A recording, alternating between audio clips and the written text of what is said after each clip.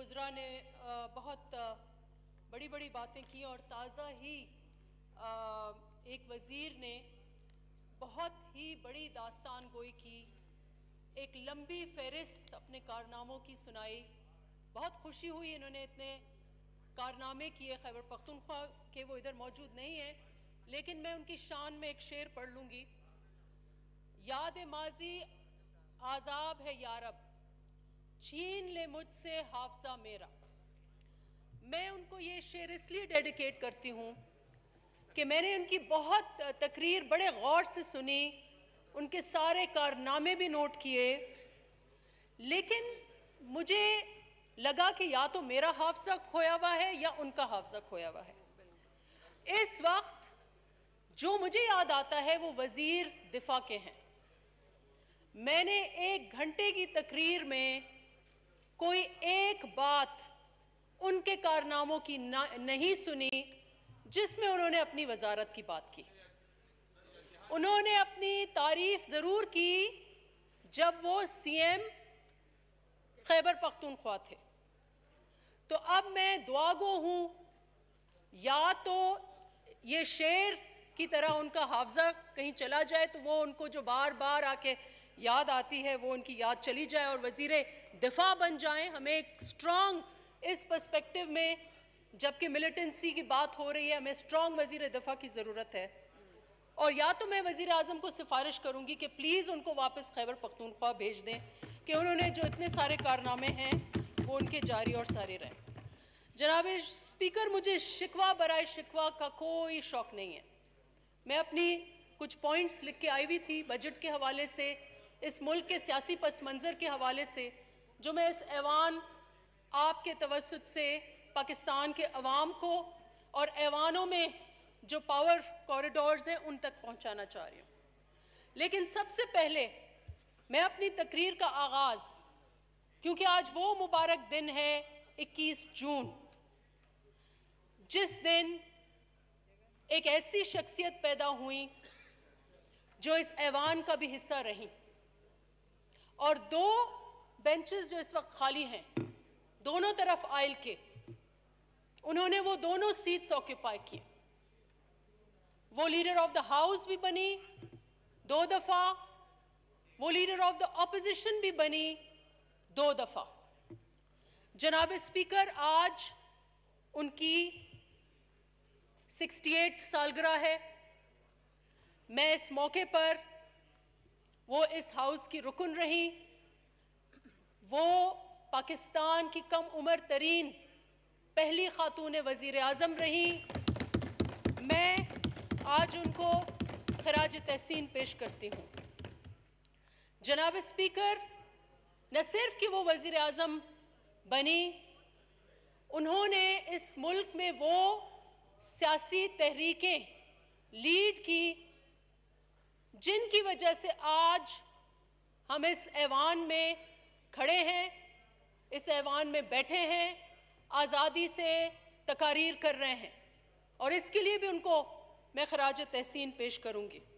جناب اسپیکر، میں ان کو کوٹ کرتے ہوئے یہ کہوں گی، I quote, Pakistan's future viability, stability and security lie in empowering its people and building political institutions.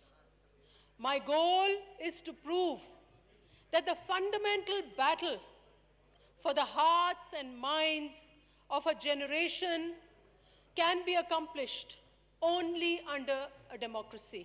جناب اسپیکر، اور یہ ایسا سبق ہے کہ ہم سب کو یہ بار بار دہرانا بھی ہے، پڑھنا بھی ہے، یادداشت بھی کرانی ہے، بالخصوص ان بینچز کو جو آئل کے اس طرف بیٹھے ہوئے ہیں۔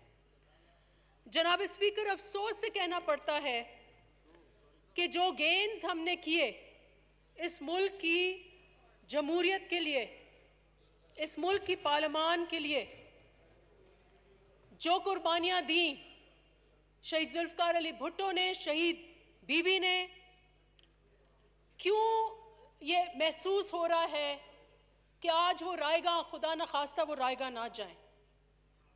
जनाब स्पीकर 3 साल हो गए हैं, लेकिन ये इदारा, जो इदारा पाकिस्तान की सिक्योरिटी, पाकिस्तान की बका का जामिन है, वो कमज़ोर होता जा रहा है। उसकी एक वजह ये है कि जिन सीटों पर शहीद बीबी की आवाज़ें गूंजती थीं, आज वो सीट खामोश क्यों है? क्या वजह है कि वज़ीर आज़म इस सीट पर नहीं आते? क्या वजह है कि वो अपने आप से बात करते हैं, लेकिन यहाँ इनके जो वोटर्स हैं उनको वो मुखातिब नहीं होते, न उनको सुनाते हैं न उनकी सुनते हैं? मुझे हैरत है, इतने स्ट्रॉन्ग लीडर कहते हैं, ये सारे फैंस बैठे हुए हैं उनके, इतने स्ट्रॉन्ग लीडर हाउस से क्यों घबराते हैं? क्यों नहीं आके हमें इस मुल्क की पॉलिसी, जो उन्होंने कारनामे किए, वो क्यों बताते हैं? उनके प्रॉक्सीज क्यों आके बताते हैं? जनाब स्पीकर, ये हाउस की कमज़ोरी की मेन वजह यह है कि प्राइम मिनिस्टर साहब गैर हाजिर हैं। जब प्राइम मिनिस्टर गैर हाजिर होंगे तो फिर लीडर ऑफ द ऑपोजिशन भी उस तरीके से हाजिर नहीं होंगे और पार्लियामेंट्री पार्टी लीडर्स भी नहीं होंगे, और ये हाउस जो है वो कमज़ोर होगा। जनाब स्पीकर, प्राइम मिनिस्टर साहब ने अपने पहले खिताब में ये वादा किया था इस अवाम से, इस हाउस से, कि वो प्राइम मिनिस्टर्स क्वेश्चंस लेंगे, PMQs, और उसके लिए कानून साजी भी हुई है, शायद आपके रूल्स का हिस्सा है। लेकिन वो दिन और आज का दिन, उन्होंने वादा किया कि हर वेंसडे को आके तकरीर करेंगे, हमारे सवालात का जवाब देंगे, वो दिन और आज का दिन वो नहीं आए। जनाब स्पीकर, हाउस को चलाने के लिए पेशेंस चाहिए, टॉलरेंस चाहिए, एक दूसरे को जगह देनी चाहिए। ये एसेंशियल है for the preservation of democracy. शहीद जुल्फकार अली भुट्टो ने इस मुल्क को आइन दिया और उस आइन की वजह से हम इधर हैं, और उन्होंने उस आइन के जब साइन किया उस आइन को, तो उन्होंने ये कहा कि we need patience, tolerance and accommodation which is necessary for the preservation of democracy. लेकिन अफसोस कि इधर जो हमने मजाक बना दिया है इस हाउस का, उसका मिसाल नहीं बनता, और उसकी जितनी मजम्मत की जाए वो कम है। जनाब स्पीकर, बहुत ही अफसोसनाक बात है कि हम इधर अपने हलके छोड़कर इधर इसलिए आते हैं कि हम कानून साजी करें, लेकिन आपको शायद मुझसे ज़्यादा पता होगा कि मैंने कल फहरिस्त देखी कि कितने कवानीन इस असेंबली में ले हुए हैं बहैसियत ट्रेजरी लॉज जो हुकूमती बेंचेस की तरफ से आए हैं, और कितने सदारती महल से ऑर्डिनेंसेस आए हैं। 40% of the laws that are under discussion in the house are ordinances, 40%। जनाब स्पीकर, और आपको ये सुनकर और हैरत होगी कि ये ऑर्डिनेंसेस रात के अंधेरे में बनाई जाती हैं, लोगों को उनकी नौकरियों से निकालने के लिए बनाई जाती हैं, एक्सटेंशंस के लिए बनाई जाती हैं, तोसी के लिए बनाई जाती हैं। नेवर हर्ड कि ऑर्डिनेंसेस में आप HEC के हेड की टेन्योर्ड पोजीशन है 4 साल, उसको 2 साल कम के ऑर्डिनेंसेस है, चलो भाई चलो। आप नैब के प्रोसिक्यूटर जनरल, क्योंकि वो आपकी इंतकामी कार्रवाइयों का हिस्सा है, उसको आप तोसी इसलिए देते हैं कि आपका सारा पॉलिटिक्स उस पर चलता है, तो वो आप एक और ऑर्डिनेंसेस के जरिए दे रहे हैं।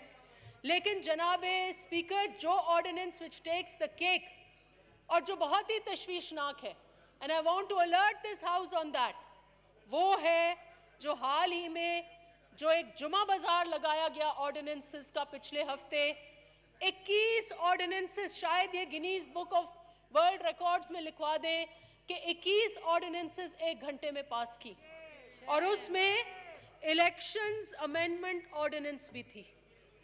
और इस इलेक्शन अमेंडमेंट ऑर्डिनेंस जनाब स्पीकर एक बहुत ही खतरनाक कानून है। ये एक रोड मैप है अगला इलेक्शन चुराने के लिए। یہ ایک جو آئین ہے، میں سمجھتی ہوں پاکستان کے آئین کے بعد اگر کوئی قانون اہم ہے تو وہ الیکشن لاز ہیں، اور اس الیکشن لا کو پامال کیا گیا ہے۔ الیکشن کمیشن کے ساتھ آپ تصادم کرنے جا رہے ہیں۔ الیکشن کمیشن کہہ رہی ہے کہ 72 شکوں میں اکثریت شکیں جو ہیں وہ ناقابل قبول ہیں، وہ آئین کے خلاف ہیں، وہ ای سی پی کے قوانین کے خلاف ہیں، وہ آئین کے روح کے خلاف ہیں۔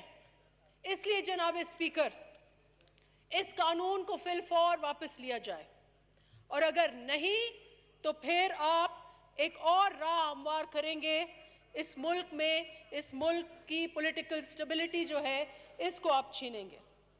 جناب اسپیکر، ایک اور بہت ہی سیریس ایشو ہے جس کے اوپر ادھر میرے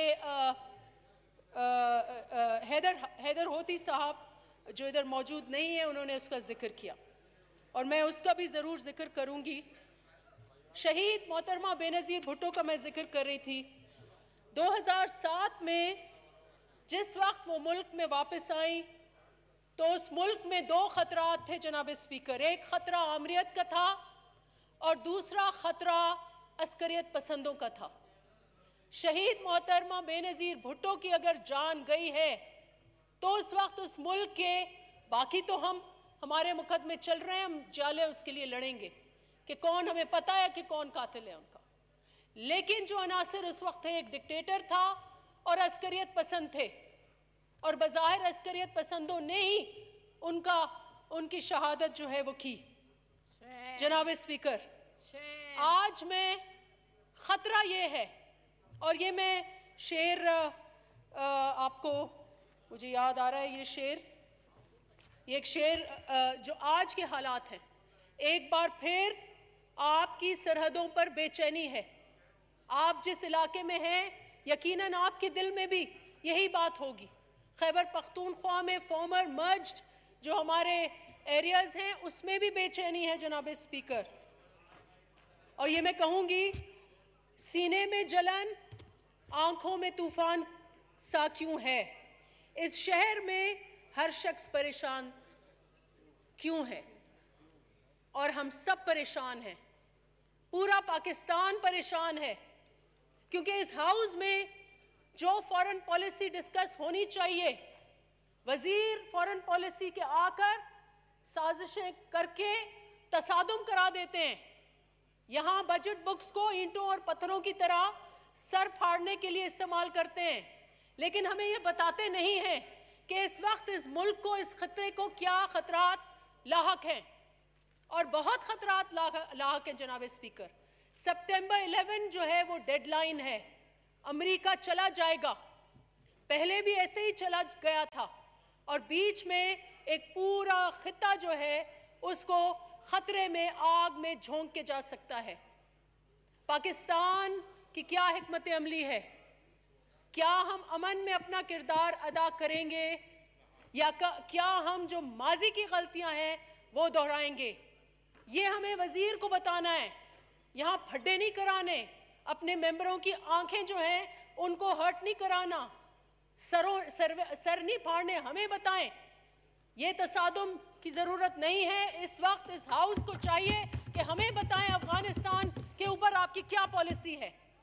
you need to ask speaker صاحب، اگر متاثر ہوگا یہ علاقہ تو کوئٹہ میں آگ لگے گی، متاثر ہوگا تو پشاور میں آگ لگے گی، تو اس لیے بہت ضروری ہے کہ ہمیں اس ہاؤس کو بریفنگ دی جائے۔ جناب اسپیکر، میں زیادہ ٹائم نہیں لوں گی، کچھ بجٹ کے اوپر کچھ 2-3 نکات پہ ضرور بات کروں گی۔ جناب اسپیکر، یہ چوتھا بجٹ تھا جو چوتھے فائنانس منسٹر نے چوتھا بجٹ دیا، اور بہت ہی منفرد کہتے ہیں فیل گڈ بجٹ۔ ایسا بجٹ انہوں نے پڑھا تو مجھے یہ لگ رہا تھا، ہمارے کولیگز ڈیسکیں بجا رہے تھے، میں بھی کبھی کبھی بجا رہی تھی، لیکن میں نے کہا مجھے ٹاک شوز میں جانا ہوتا ہے، میں سن لوں کیا بات کر رہے ہیں۔ لگ ایسا رہا تھا کہ اس چوتھے بجٹ میں کہ کوئی سفر نامہ ڈزنی لینڈ کا پڑھ رہے ہوں، اور कोई हम लोग झूलों में कोई हम झूलते रहे हो, ऐसी उन्होंने सब्ज बाग दिखाए, लेकिन कई उसमें भूल भुलैयां भी थी जनाब स्पीकर। बाहर माहिरीन कह रहे थे फील गुड बजट है। मैंने कभी नहीं सुना कि बजट के लिए ये फील गुड क्या है, क्या उसमें कैसा खुमार है कि ये फील गुड बजट है जनाब स्पीकर, क्या खुमार है। पता चला फील गुड क्या है, फील गुड की असलियत 2 दिन के बाद इस हाउस में आ गई, जब बजट बुक्स को पहली दफा तब्दीली वालों ने ऐसी रवायात खड़ी कर दी हैं। कभी ये जो बजट बुक्स हैं, और इन्होंने शायद इसकी भी इंक्वायरी करा लें, पहले हमें 4 मोटे मोटे पिंक बुक्स मिलते थे स्पीकर साहब, इस दफे हमें 8 मोटे मोटे बुक्स मिले, जिसमें 4 पिंक और 4 ग्रीन, और जितने भी वो बुक्स थे उनको ईंटों और पत्थरों की तरह इस्तेमाल करके सर फाड़े गए। तो अगर किसी से पूछना है कि ये फील गुड क्या है, तो जिन जिन के सर फाड़े गए हैं उनसे प्लीज पूछें कि ये फील गुड जो है ये क्या है जनाब स्पीकर। अब जो असल हकीकत है इस मुल्क की, असल हकीकत ये है कि अनफॉर्चुनेटली हम उस खत्ते में हैं जहां हम एक ट्रैप में हैं। अफ़गानिस्तान की मैंने बात कर ली, ये ख़तरात हैं। दूसरा बड़ा ट्रैप हमारा ये है कि हमने जब से मेरी सियासी कॉन्शियसनेस खुली है, और मैं समझती हूँ राजा साहब will bear me out also, कि हम IMF और स्टेबलाइजेशन के प्रोग्राम से निकले ही नहीं। अगर 23 टाइम्स हम स्टेबलाइजेशन और IMF के प्रोग्राम्स में गए हैं, तो हर दूसरा बजट हमारा स्टेबलाइजेशन का प्रोग्राम हुआ है। और लेकिन अनफॉर्चुनेटली हमारे ज़माने में स्टेबलाइजेशन, राजा साहब आपको बेहतर बताएंगे कि हमने कैसे गरीबों को सहारा दिया, किसानों को सहारा दिया, बेनज़ीर इनकम सपोर्ट लेके आए, टेक्सटाइल इंडस्ट्री को सहारा दिया, एक्सपोर्ट्स बढ़ाए। 10 साल के बाद आप एक्सपोर्ट्स पर $25 बिलियन जो हमने 10 साल पहले टारगेट रीच किया था, वो आप वहां पर पहुंचे और आप बगल बजा रहे हैं, आप ढोल बजा रहे हैं कि जी हमने एक्सपोर्ट्स जो है वो बढ़ा दिए, एक्सपोर्ट्स बढ़ा दिए। जनाब स्पीकर, हकीकत ये है कि जो आप लोगों ने स्टेबलाइजेशन की, जो इन्होंने स्टेबलाइजेशन की, वो अमीरों को फायदे देकर, एमनेस्टियां देकर, ATMs और अशराफियाज को तारीख में इतनी, और मैं चैलेंज से कहती हूँ, anyone can challenge me, challenge से कहती हूँ, तारीख में अशराफिया के लिए इतनी एमनेस्टियां नहीं आई जितनी ये हुकूमत लेके आई है। हर सेक्टर के लिए, रियल एस्टेट की एमनेस्टी, कंस्ट्रक्शन की एमनेस्टी, IPPs, मिनिस्टर साहब बहुत बता रहे थे पिछली हुकूमत के, और वो मिनिस्टर, मैं ज़्यादा उसके लिए नहीं कहूँगी, वो इधर नहीं बैठे हुए, लेकिन वो मिनिस्टर जो म्यूजिकल चेयर्स खेलते हैं, हर दफ़े दूसरी कुर्सी पर आकर बैठते हैं, वो वज़ीर जो हैं बड़ी IPPs की बात कर रहे थे। IPPs को उन्होंने एमनेस्टी दी। जो आपके एडवाइज़र हैं, वही बंदा जिसकी सबसे ज़्यादा IPPs के बेनिफिशरी हैं, वो आपके वज़ीर बन गए, उनको आपने एमनेस्टियाँ दी। शुगर माफिया को आपने एमनेस्टियाँ दी।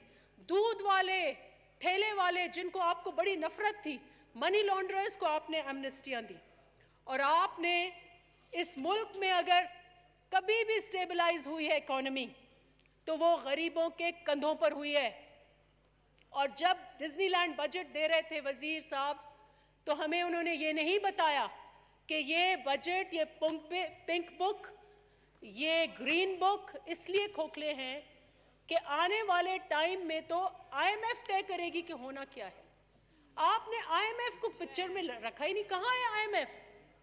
ये मुझे जो इतला है, IMF ने अपना प्रोग्राम ही आगे कर लिया, क्योंकि आपने कहा कि अब आप इसलिए कंफर्टेबल हैं कि आपके पास रेमिटेंसेस भी हैं, आपके पास एक्सपोर्ट्स भी हैं, अभी आपके पास डॉलर की ज़रूरत नहीं है, तो इसलिए IMF ने कहा अब आप देखते हैं 3 महीने आप कैसे मईशत को चलाते हैं। तो IMF कहाँ है जनाब स्पीकर? और अब आपका जो बजट, जो मैंने कहा, जो इधर और ईंटें और पत्थरों का बजट आपने दिया है, वो ईंटें और पत्थर गरीबों को लगना शुरू हो गई हैं। 5 रुपए आपने इजाफा किया तेल का, और हकीकत में यही बजट होता है। मेरी इतला के मुताबिक जनाब स्पीकर, $75 a barrel کا $75 a barrel تیل کی قیمت ہو گئی ہے. جب اتنا چڑھے گا تو آپ کے 20 سے 30 روپے پر لیٹر اضافہ ہوگا جناب اسپیکر. پھر مہنگائی کے پتھر لگیں گے, پھر غریبوں کو اینٹیں لگیں گی, پھر بے روزگاری بڑھے گی, پھر گدا گری بڑھے گی. اور بجلی کی تعریفیں کر رہے تھے, بجلی کے بل بجلی بن کر ہمارے غریبوں کے سروں پر آن گری ہے.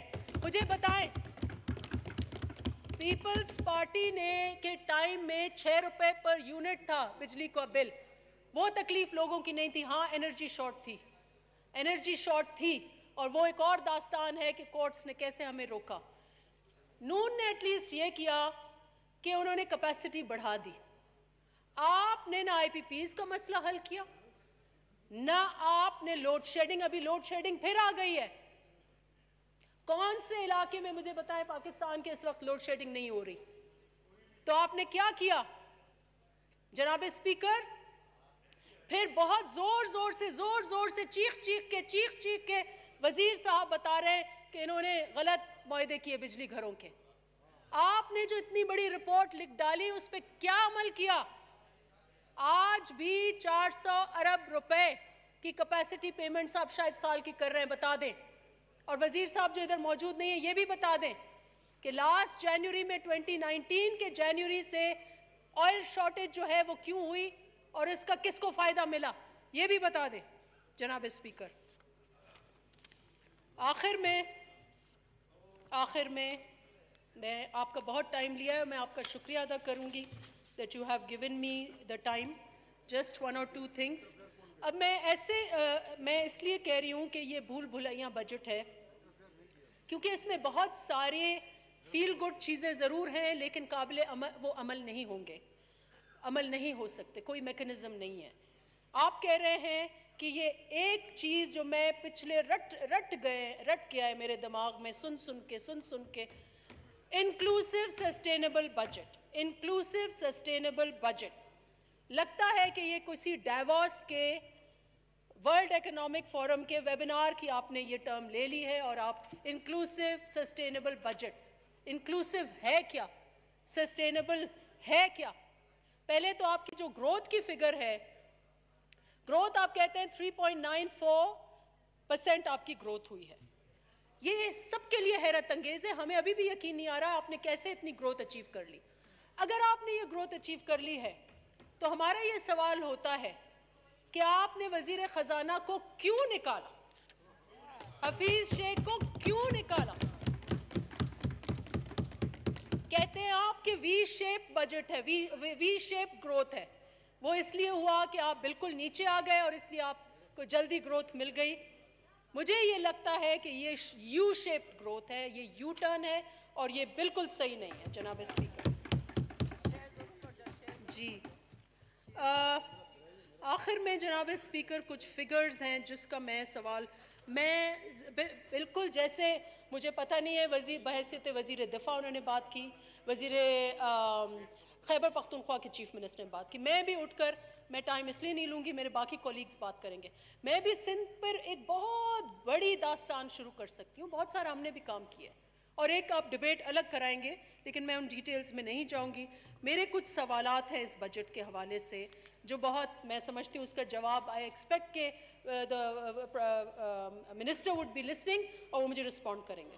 آپ کہہ رہے ہیں کہ آپ 5,500 ارب کے آپ کو حاصلات ملیں گے, آپ کو ریونیوز ملیں گے, کوئی ٹیکس نہیں ہے تو وہ کیسے ملیں گے؟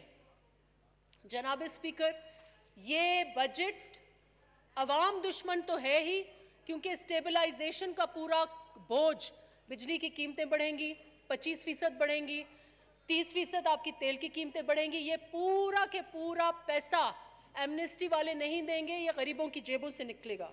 لیکن یہ اینٹی فیڈریشن بجٹ ہے جناب اسپیکر, اور وہ اس لیے مجھے پتہ نہیں ہے کہ صوبوں کو پتہ ہے, یہ وزیر صاحب جو ہے ان کو شاید پتہ نہیں ہے کہ یہ جو پروونشل سرپلسز کا ڈرامہ ہے جناب اسپیکر وہ ختم ہو جانا چاہیے.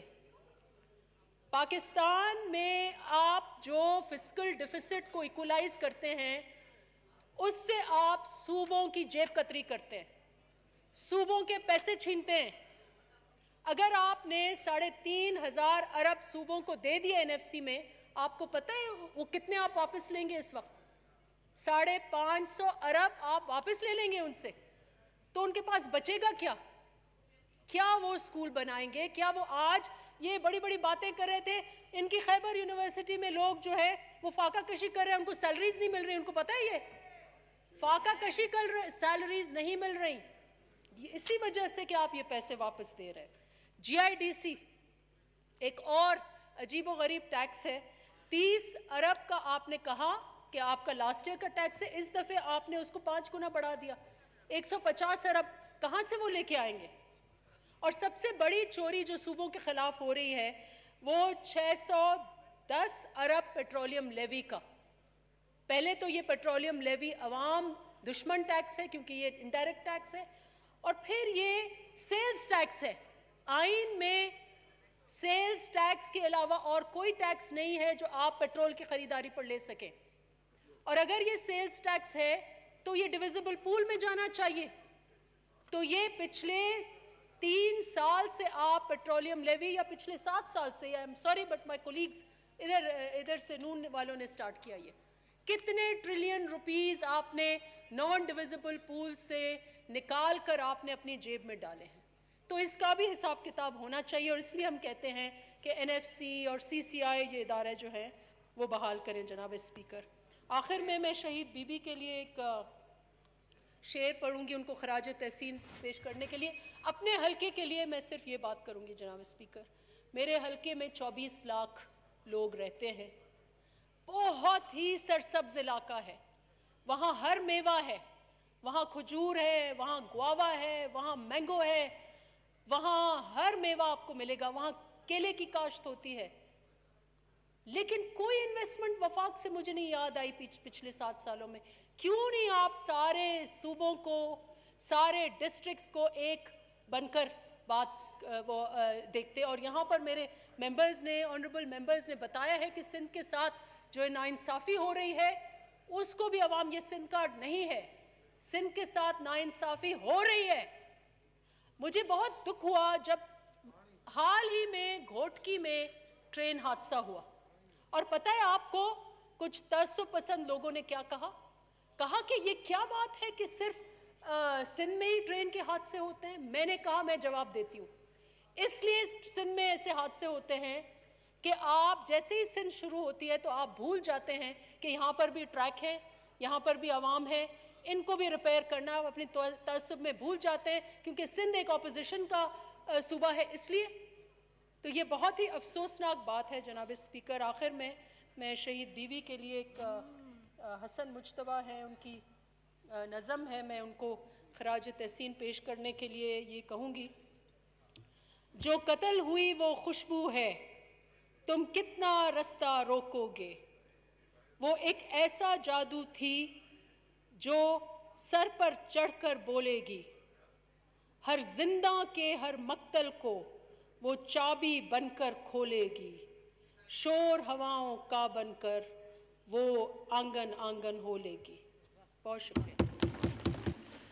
جی جناب سید علی حیدر زیدی صاحب۔